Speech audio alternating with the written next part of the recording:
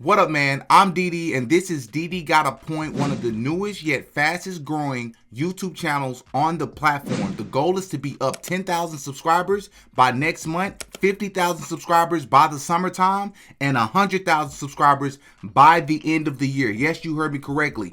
It is a reality, but it is only a reality if you hit that like button and subscribe to the channel if you're rocking with the video. Thank you all so much for your help. Now let's get into the video. NBA on ESPN, Nikola Jokic 61-point triple-double, not enough as Nuggets lose in double overtime to stop the cap. Stop the cap. Stop the cap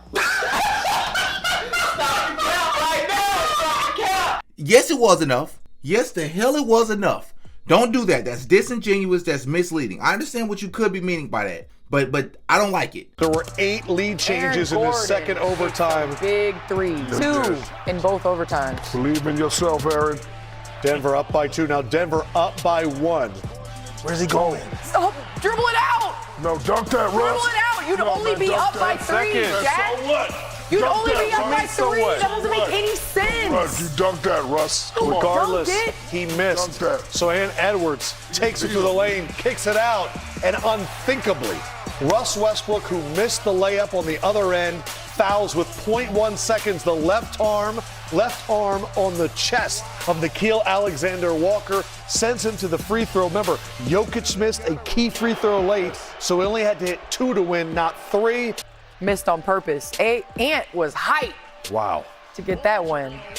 Amazing win for the T-Wolves.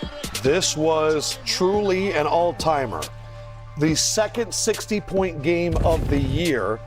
Crazily enough, it was both of them against the Minnesota Timberwolves, and in both instances, De'Aaron Fox and Jokic, Minnesota wins the game. A career-high 61 for Jokic. That is the most points scored in any game by any player this season. Aaron Gordon dropped 30, and you wouldn't even realize that it happened. This game was so nuts. It's also just the third 60-point triple-double in the history of the NBA. It was enough. The game literally came down to the last 10th of a second. So in other words, the Nuggets could have 100% won that game had Russell Westbrook either made the layup, dribbled the ball out, and forced the Wolves to foul them, or speaking of fouls, if he got back down court in time where he wasn't lagging and didn't feel like he had to make up, he wouldn't have fouled a three-point shooter. Do not foul the three-point shooter. And it's so interesting listening to people in the comment section talk about how people are going to look over and gloss over the fact that Nikola Jokic missed one of the free throws that would have put the Nuggets up by 2. Are you serious? While also ignoring the fact that Nikola Jokic hit a lot of clutch shots and free throws. I mean, he's allowed to be human. I'm not making excuses for him. He missed 1 free throw, bro. The dude literally had a 60-point triple-double. And then they said, like, they're going to also gloss over the fact that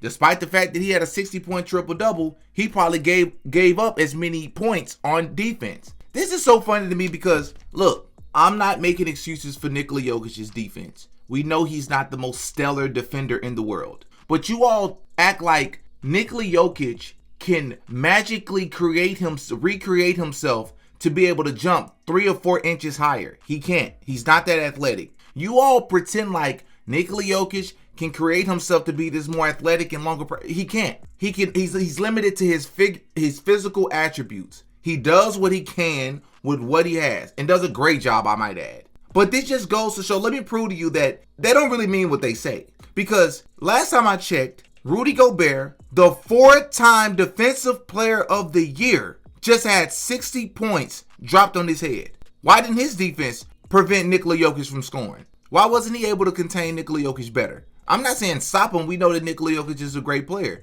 How come he wasn't able to hold Nikola Jokic to 25, 30 points? Why? Why is he always in foul trouble playing against Nikola Jokic? Despite the fact that they have a lot of fouls, Jokic just fouls a lot, and they don't even call a lot of them throughout the game. Nikola Jokic's 60-point triple-double was so good that you had Anthony Edwards after the game quite literally saying he's the greatest player he's ever seen up close and personal. Best game of my life, like, that I've been a part of.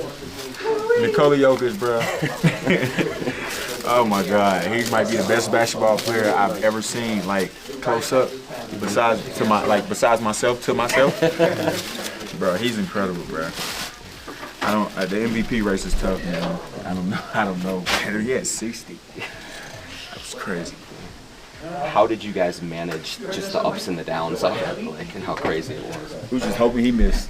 It was at one point we was just like, bro, we hope you missed, bro. Just, you know, because trapping him, he wasn't trapping. Like, he good.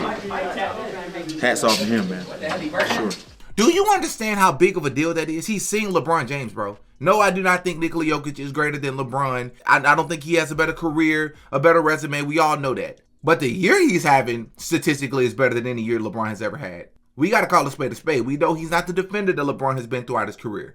We know he's not the freak of nature. We know he's not the athlete that LeBron is. But you got to give credit where it's due. One thing about Anthony Edwards is he always credits the players he's going against, the great players. He has no ego or pride to be able to just say what it is. Kevin Durant is his favorite player of all time. Kyrie Irving is up there as well. Yet he says Nikola Jokic, the white guy from Serbia, Syria, Siberia, Sirius XM, that guy is the greatest player he's ever seen up close and personal. But I want to present you all something, a theory. I think Coach Malone, we're thinking checkers while Coach Malone is playing chess. Let me explain to y'all what I mean.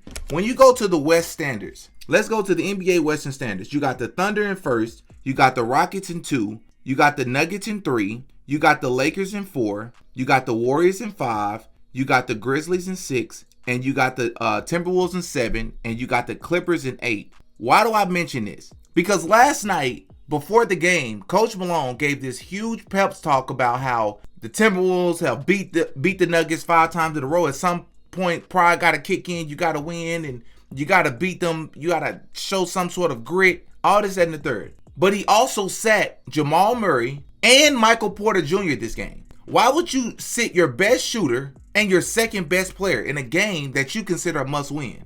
Why? That again, y'all let me know if y'all. I might be off with this one, but I might be on to something too. The Nuggets sit at the 3 spot, depending on where the Timberwolves fall. Because look, the Warriors all the way down to the Timberwolves, so the 4 through the 7 seed have the same amount of wins. They're only separated by 1 game in the loss column, with the Grizzlies, Timberwolves, and Clippers having the same amount of losses. I think Coach Malone is closely watching where the Timberwolves fall. They do not want to see the Timberwolves. So you really want to win this game, but you sit your second best player. Like Michael Porter Jr., we all know him. If he touches the ball, he's shooting it, period. I don't care if he has a layup, he going to dribble back out and shoot the 3. That's Michael Porter Jr., Mr. Pull It. His job is to shoot the ball. What does he need rest for? Jamal Murray has missed several games this season. Is he injured? Michael Porter Jr., is he injured? I'm trying to understand why he's sitting these people. And I think I know why. Because the sad part is the Timberwolves didn't have Naz Reid